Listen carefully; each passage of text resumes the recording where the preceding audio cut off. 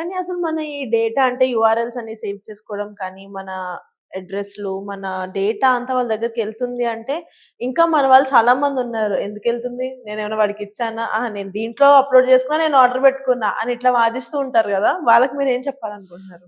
వాళ్ళకి సింపుల్‌గా ఏం చెప్తానంటే, మీరు ఎప్పుడైతే సిమ్ తీసుకున్నారో మీ డాటా ప్రపంచానికి తెలిసినట్లే. ఓహో! అర్థమైందా? అన్నిట్లికి ఆధార్ లింక్ ఉండాలి. ఆధార్‌కి పాన్ లింక్ ఉండాలి. పాన్‌కి ఆధార్‌కి సో బ్యాంక్ లింక్ ప్రపంచానికి ఉండాలి. తెలిసినట్లే. సో నేనేం చెప్తానంటే ఒక్కసారి మీ డాటా మీ చేతుల నుంచి పోయిన తర్వాత ఖచ్చితంగా మీ చేతుల్లో లేనట్లే. సో మీకు బెస్ట్ ఏంటంటే ఎవరైనా ఫోన్ చేసి వాళ్ళని ఎలా హ్యాండిల్ చేయాలనేది ఆలోచించాలి. సో వాళ్ళని ఎలా హ్యాండిల్ చేయాలనేది మనకు తెలియకోకుంటే నేను యాక్చువల్గా ఒక చిన్న ఆడియో ప్లే చేస్తాను. మీరు ఎలా హ్యాండిల్ చేయాలనేది తెలియకోకుంటే ఖచ్చితంగా 100కు 100% మోసపోవడానికి పుష్టిగా ఉంటుందన్నట్టు అవకాశం. సో మీకు సింపుల్గా చెప్తాను చూడండి. ఇక నేను ఎలా హ్యాండిల్ చేసినది చెప్తాను. Telecom regulatory authority of India आपको यह सूचना दे रहा है कि आपके फोन नंबर के गैर कानूनी उपयोग के कारण आपका मोबाइल नंबर 2 घंटे में बंद हो जाएगा। अधिक जानकारी के लिए 9 दबाएं।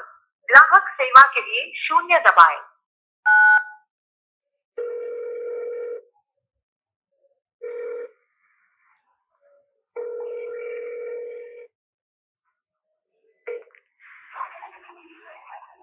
Hello, this is Telecommunication Department. Myself, Nishan Sharma. How can I help you? I got call. I don't know what you want.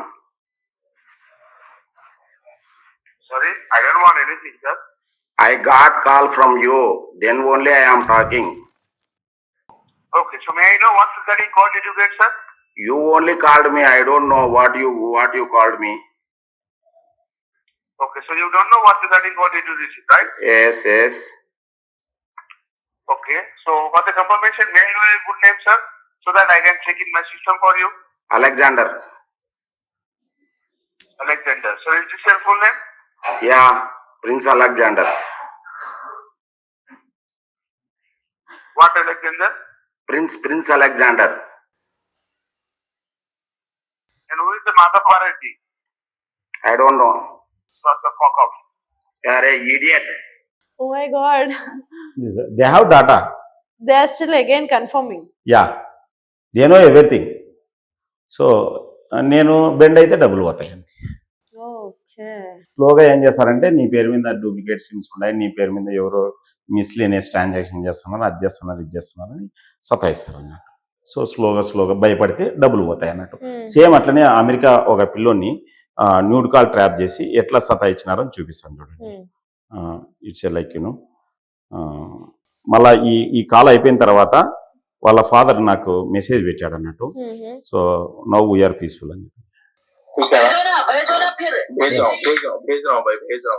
रहा हूँ स्क्रीनशॉट 2 मिनट के अंदर स्क्रीनशॉट आना चाहिए। हाँ भाई थोड़ा टाइम दो भाई, प्लीज भाई, पैसे कलेक्ट कर रहा हूँ, प्लीज भाई पैसे कलेक्ट कर रहा हूँ, प्लीज समझो ना भाई, प्लीज। किससे कर रहे हो पेमेंट? मैं ऑनलाइन बैंकिंग मैं अभी देख रहा हूँ भाई। कौन सा ऐप है? जूम है रेमिटली से कर रहा हूँ भाई मैं। क्यों करना जो तुरंत पैसा आ जाए? तुरंत नहीं, मैं आपको स्क्रीनशॉट भेजूंगा भाई, आपको ट्रांसफर करने के बाद ही मैं आपको जस्ट अभी स्क्रीनशॉट भेजता हूँ भाई। बात सुनो, फिर कितने टाइम में आएगा वो पैसा? वो मेरे को आइडिया नहीं है भाई, फर्स्ट टाइम मैं इंडिया को ट्रांसफर कर रहा हूँ भाई। जूम डाउनलोड करो, जूम ऐप, उससे पेमेंट करो। Zoom app? हाँ, जूम पेपर। एक मिनट भाई, मैं करता हूँ भाई, प्लीज समझो ना भाई, प्लीज। मेरे को पता नहीं है इंडिया। बात सुनो, आप पैसा कमा सकते हो, इज्जत नहीं कमा सकते। भाई अगर आपको चलता है तो इंडिया से पैसे भिजवाऊं क्या मैं आपको? అర్థమైందా? పైసా కమా సక్తే ఇజ్జత్ నై కమా సక్తే. భయపడిస్తారు అన్నట్టు వాళ్ళు. సో ఆల్రెడీ 25,000 పే చేసినాడు. వాళ్ళ ఫాదర్కి ఫోన్ చేసినాడు. గుడ్ థింగ్ ఏంటంటే వాళ్ళ ఫాదర్కి చెప్పినాడు.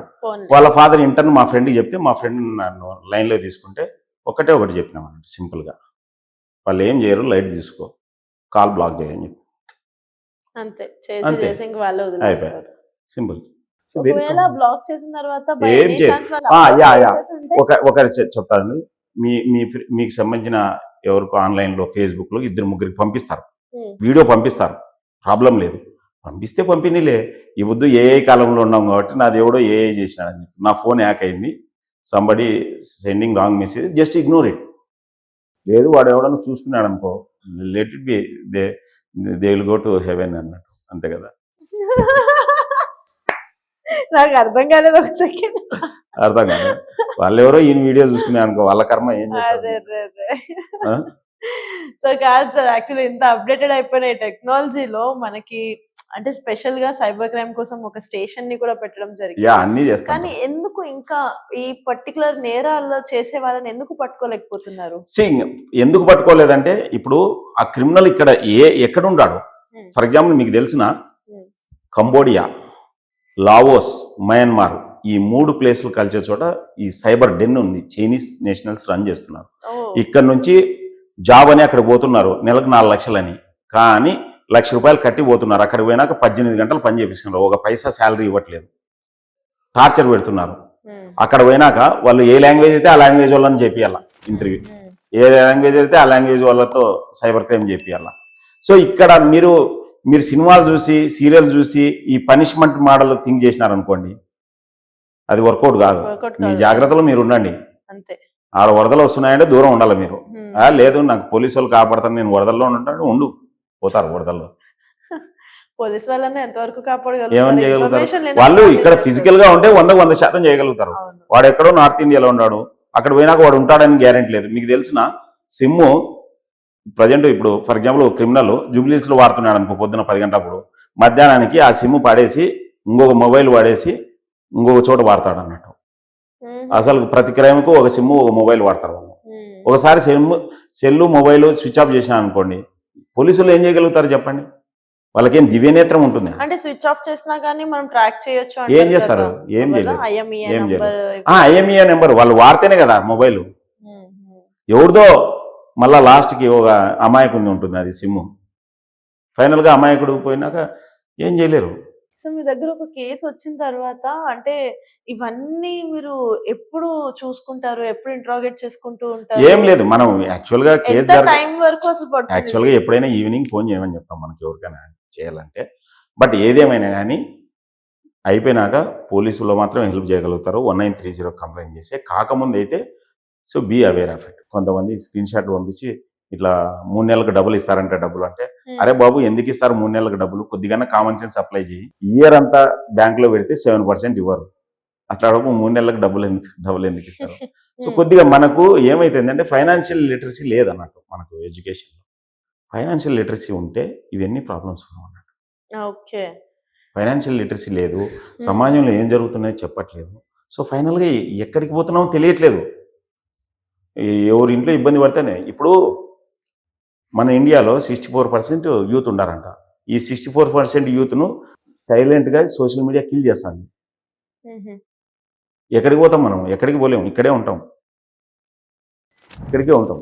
సో ఖచ్చితంగా ఈ సోషల్ మీడియాను బిజినెస్ ఎంపవర్మెంట్కో, లేకపోతే నాలెడ్జ్కో, లేకపోతే చదువుకో, దేనికో దీనికి వాడితేనే సరిపోతుంది. లేకపోతే ఏమవుతుంది, క్రిమినల్స్ వాడుకుంటారు దీన్ని. Exactly sir. ఈ టెక్నాలజీకి వచ్చేసరికి మన సైబర్ క్రైమ్ పోలీసులు ఎంత వరకు యూజ్ చేస్తున్నారో మనకు తెలియదు, కానీ ఈ నేరగాళ్ళు మాత్రం చాలా బాగా యూజ్ చేస్తున్నారు.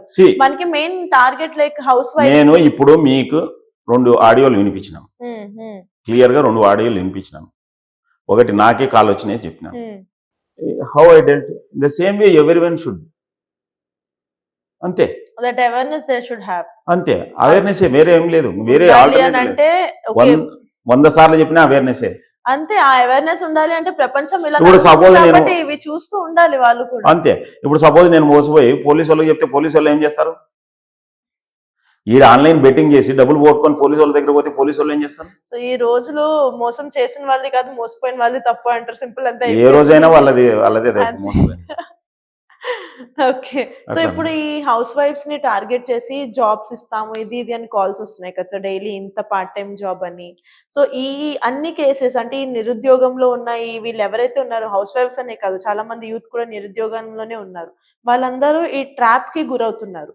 సో వాళ్ళు ఎలాంటి కేర్ఫుల్ తీసుకోవాలి? ఎలాంటి కేర్ఫుల్ కాదు, నిజమైన ఉద్యోగాలు ఏంటి అనేది తెలుసుకోవాలి. ఓకే, నిజమైన ఉద్యోగాలు ఏంటని తెలుసుకోవాలి. అంటే దానికి సైబర్ క్రైమ్ కి ఎలాంటి లింక్ ఉంటుంది అంటారు? ఏముంది, మీరు call devil's mind empty mind devil's workshop అని. సో వాళ్ళు ఖచ్చితంగా ప్రాపర్గా బయట ఏం జరుగుతుందో తెలియకోకుండా ఇంకోటి వచ్చి జాబ్ ఇస్తాడు, జాబ్ రూపంలో తీసేసుకుంటాడు. నిన్ననే ఒక అబ్బాయి ఏదో చెన్నైలో ఒక ఫేమస్ కాలేజీలో చదివినాడు, 50,000 కట్టినాడంట డబ్బులు. ఎందుకు? వారానికి ఒకసారి హైటెక్ సిటీలో ఒక కంపెనీ క్లోజ్ అవుతుంటుంది. ఏ జాబు డబ్బులు డిమాండ్ చేయదు. ఎవరైనా డబ్బులు అడుగుతున్నారంటే అది మోసమే, అంతే, సింపుల్. సో ఏ జాబు డబ్బులు డిమాండ్ చేయదు. సో ఎస్, మీకు కావాలంటే మీరు నిరుద్యోగుల, కావాలంటే 100 ప్లాన్లు ఉన్నాయి, మేము చెప్తాం. కావాలంటే మీకు కావాల్సింటే కామెంట్ రూపంలోనో లేకపోతే ఇండియన్ సైబర్ వారియర్స్కి వచ్చి అక్కడ నా నెంబర్ 9966272121 ఉంది.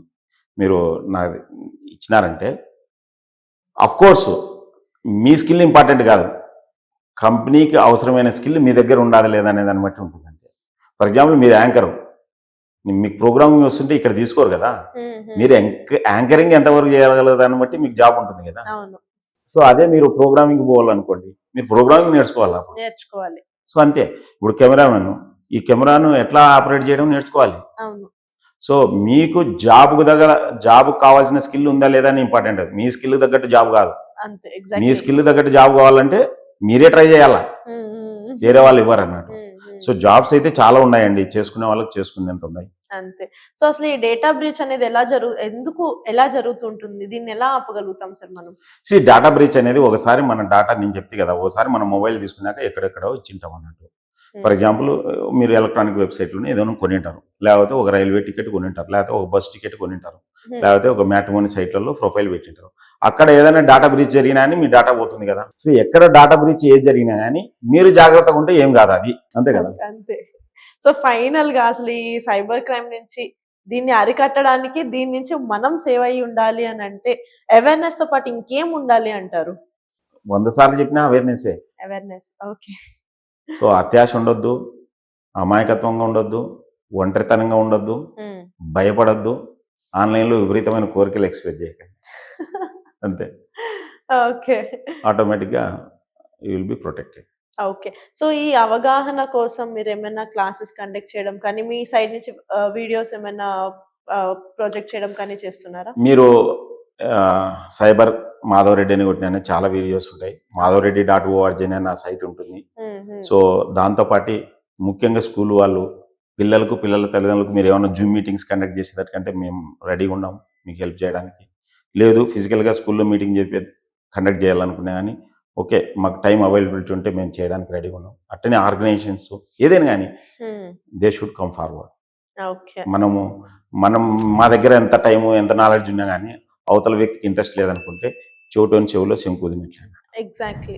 సో చూడండి, రేపొద్దున ఈ వీడియో అప్లోడ్ చేస్తాం కదా, ఒక వారమైనా కానీ ఒక 5,000 దాటు. అదే ఒక చెత్త వీడియో అప్లోడ్ చేయండి, మిలియన్స్ వెళ్ళిపోతాయి. ఎగ్జాక్ట్లీ. సో అది తేడా ఉంది అన్నట్టు. సమాజం రెడీగా లేనప్పుడు మనం ఏం చేయలేం సార్, నిజంగానే. సో చూసారు కదండి, మనం చేతులు కాలాక ఆకులు పట్టుకునే కన్నా ముందే జాగ్రత్త తీసుకుంటే చాలా మేలు. సో మీకు కూడా ఇలాంటి ఫేక్ కాల్స్ కానీ, బెదిరింపులు కానీ, లేదా జాబ్స్ గురించి, bank accounts, what not, any kind of A calls వచ్చినా, ఏ మెసేజెస్ వచ్చినా, ఏ ఏపీకే ఫైల్స్ వచ్చినా కానీ అవి దయచేసి రెస్పాండ్ అవ్వద్దు వాటికి. ఇఫ్ ఇన్ కేస్ మీరు ఒకవేళ అయినా కానీ నెక్స్ట్ స్టెప్కి వెళ్ళే లోపే మీకు ఆల్రెడీ మాధవ్ సార్ నంబర్ చెప్పడం జరిగింది, అది కింద స్క్రోల్ అవుతుంది. ఆ నంబర్ సేవ్ చేసుకోండి. ఎనీ టైం మీరు దానికి కాల్ చేయడం వల్ల మీరు ఎలాంటి జాగ్రత్త తీసుకోవచ్చు అనేది సార్ గైడ్ చేస్తారు. సో దేనికన్నా అండి 100 ప్రశ్నలు అడిగినా సైబర్ క్రైమ్లో ఒక్కటే ఆన్సర్, అవేర్నెస్ అండ్ మనం అది దాన్ని ప్రాపర్ టైంలో యూజ్ చేయడం అనేది చాలా ఇంపార్టెంట్. సో దయచేసి, అంటే మనం అందరం చదువుకున్నాం కదా, చదువుకున్నప్పుడు మనం చదువుని వేస్ట్ చేయొద్దు. అది కరెక్ట్ టైంలో ఎక్కడ ఉపయోగించాలో అక్కడే ఉపయోగిద్దాం. ఈ ట్రాప్స్ నుంచి మనం సేవ్ అవుదాం. అండ్ ఇలాంటి ఒక మోటివేషనల్, ఇలాంటి అవేర్నెస్ మనం మన ఫ్రెండ్స్కి, నలుగురికి పంచి వాళ్ళని కూడా సేవ్ చేద్దాం. Thank you so much sir. Thank you.